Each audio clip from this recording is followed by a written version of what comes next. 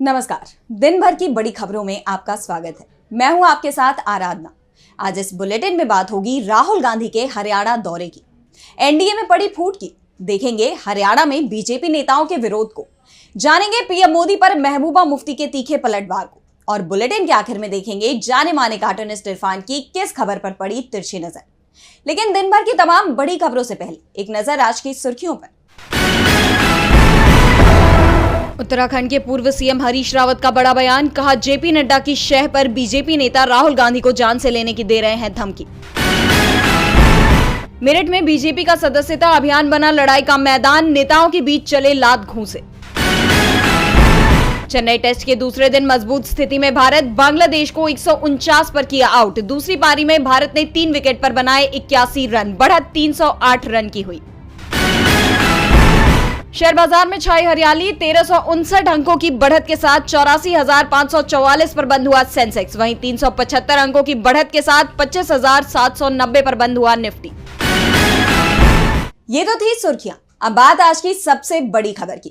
कांग्रेस सांसद राहुल गांधी ने एक बार फिर बीजेपी की धड़कनें बढ़ा दी हैं। हरियाणा में चुनावी दौर में प्रचार के शोर के बीच राहुल गांधी भी हरियाणा पहुंच गए। उनके इस अचानक हरियाणा दौरे ने सबको हैरान कर दिया। तो क्यों अचानक हरियाणा पहुंचे राहुल गांधी, जानने के लिए देखिए ये रिपोर्ट। हरियाणा में चुनावों के बीच कांग्रेस सांसद राहुल गांधी ने बीजेपी की टेंशन बढ़ा दी है। अचानक ही वो करनाल पहुंच गए हैं।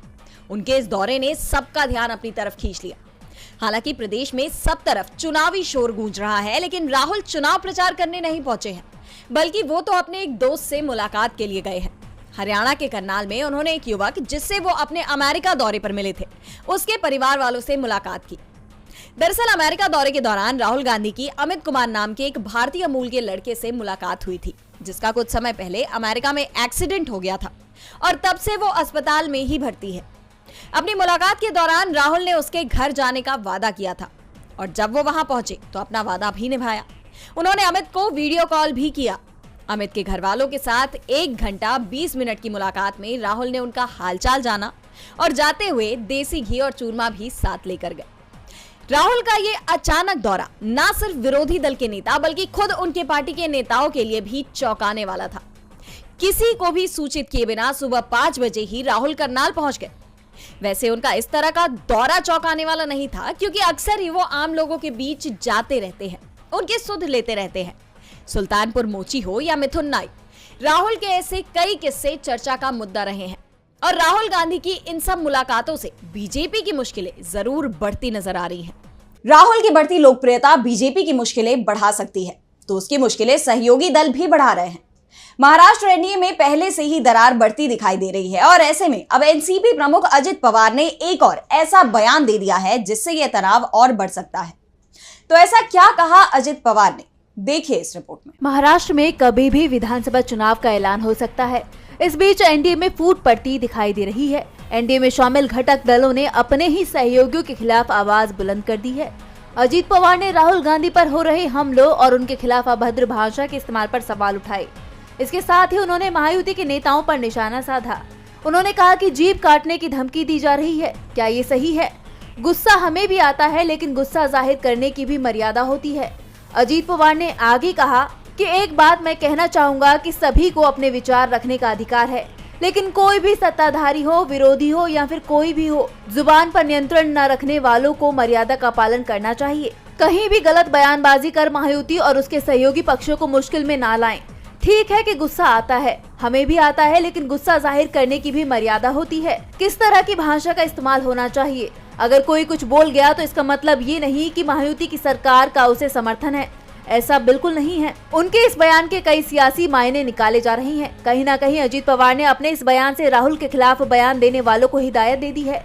कहा जा रहा है कि अजित पवार राहुल के समर्थन में आ गए हैं। अजित पवार ने सीधे सीधे बीजेपी समेत पूरे महायुति पर सवाल खड़े कर दिए हैं। तो वहीं अजीत गुट के एनसीपी के नेता छगन भुजबल ने भी बड़ा बयान दिया। उन्होंने आगामी विधानसभा चुनाव में 10% सीटें मुस्लिम उम्मीदवारों को देने की बात कही है। अजित पवार के तेवर बगावती तो पहले से ही थे, अब वो राहुल के समर्थन में भी नजर आ रहे हैं। ऐसे में महाराष्ट्र एनडीए में फूट की चर्चाएं तेज हो गई हैं, तो चर्चा हरियाणा में बीजेपी उम्मीदवारों के विरोध की भी हो रही है। चुनाव प्रचार के दौर में बीजेपी प्रत्याशियों को जगह जगह विरोध का सामना करना पड़ रहा है। तो कैसे हरियाणा में बीजेपी नेताओं की बढ़ी मुश्किलें, जानने के लिए देखिए ये रिपोर्ट। हरियाणा में विधानसभा चुनाव चल रहे हैं और ऐसे में सभी सियासी दलों ने प्रचार में पूरी ताकत झोंक दी है। इसी बीच हरियाणा में बीजेपी की स्थिति खराब होती जा रही है। बीजेपी उम्मीदवारों को विरोध का सामना करना पड़ रहा है। जनता की नाराजगी झेलनी पड़ रही है। प्रचार करने गए 5 बीजेपी प्रत्याशियों और नेताओं को विरोध का सामना करना पड़ा। इसमें जींद की नरवाना सीट से प्रत्याशी कृष्ण बेदी, महेंद्रगढ़ की नांगल चौधरी से अभय सिंह यादव, फतेहाबाद की रतिया से सुनीता दुग्गला व टोहाना से देवेंद्र बबली, झज्जर से कप्तान बिरधाना और रेवाड़ी के अटेली से पूर्व विधायक सीताराम यादव के साथ अप्रिय स्थिति बन चुकी है।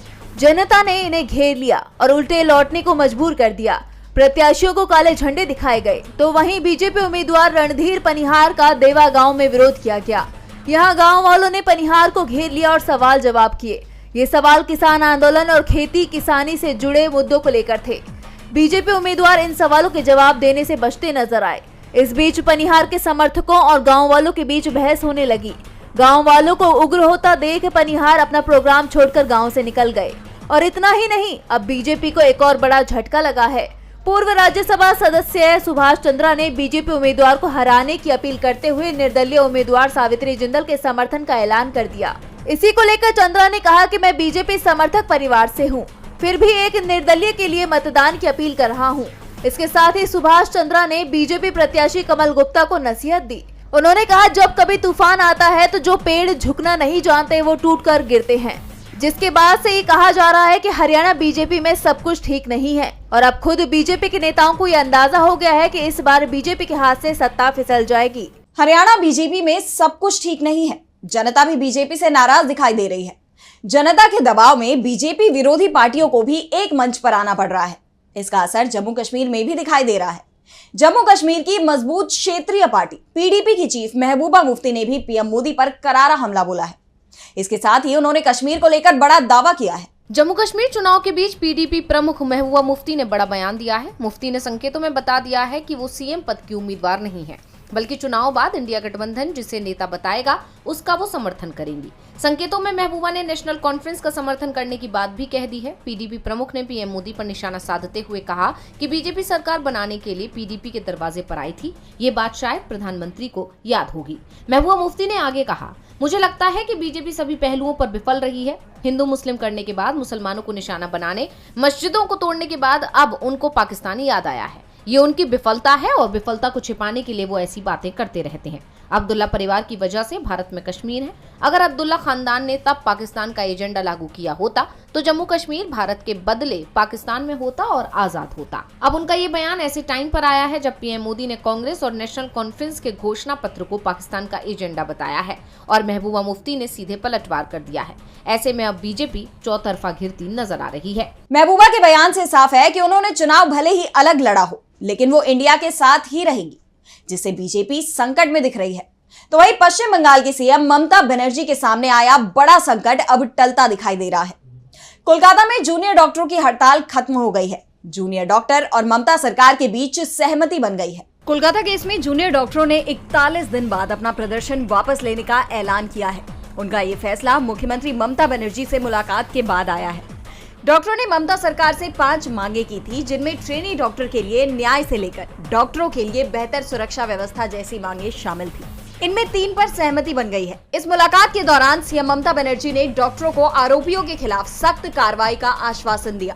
चिकित्सा शिक्षा निदेशक और स्वास्थ्य सेवा निदेशक, कोलकाता पुलिस के उपायुक्त उत्तर को भी हटा दिया गया।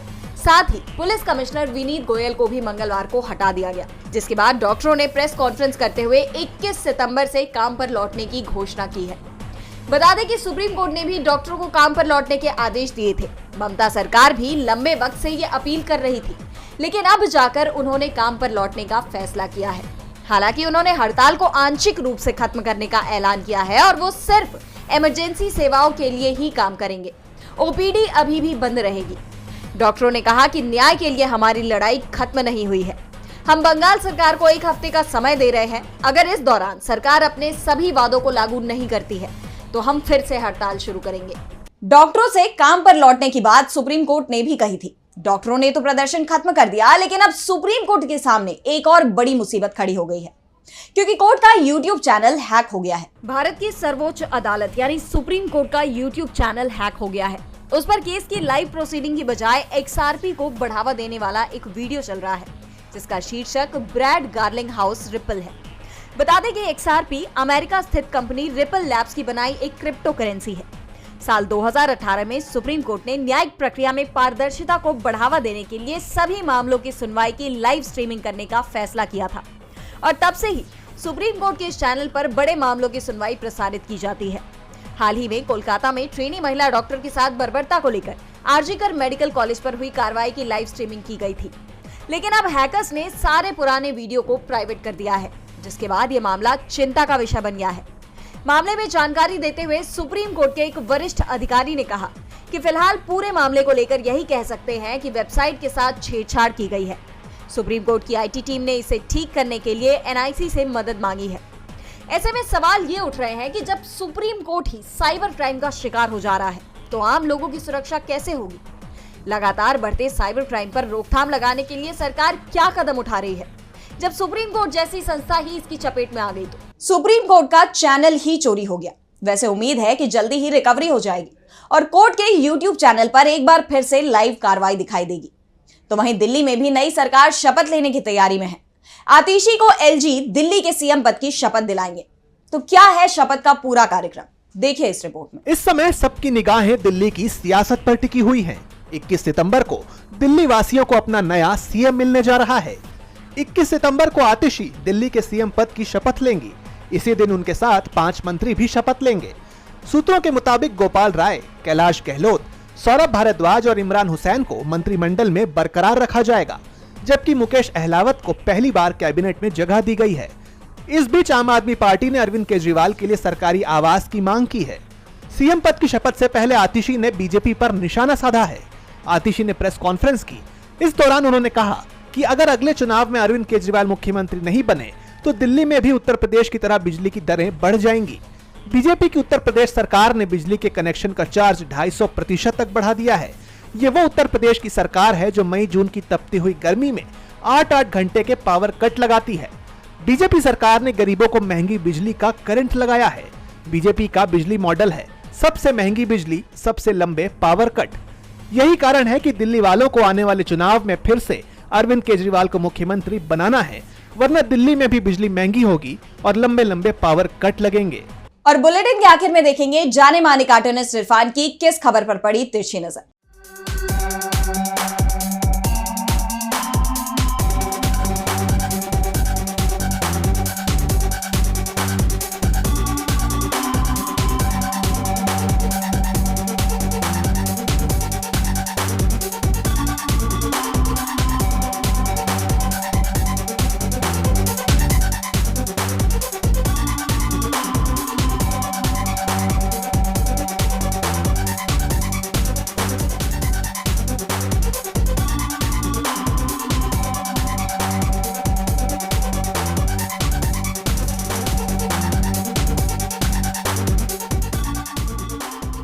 सुनने में आया है कि बड़बोली भाजपा नेता और भूतपूर्व केंद्रीय मंत्री स्मृति ईरानी को भाजपा दिल्ली का CM फेस बनाना चाहती है। अगर ये बात सही है तो ऐसा लगता है कि शायद वो भूल गई है कि उसे उनकी अमेठी हार से सीख नहीं मिली है, या पार्टी अभी उनकी और दुर्गति कराना चाहती है।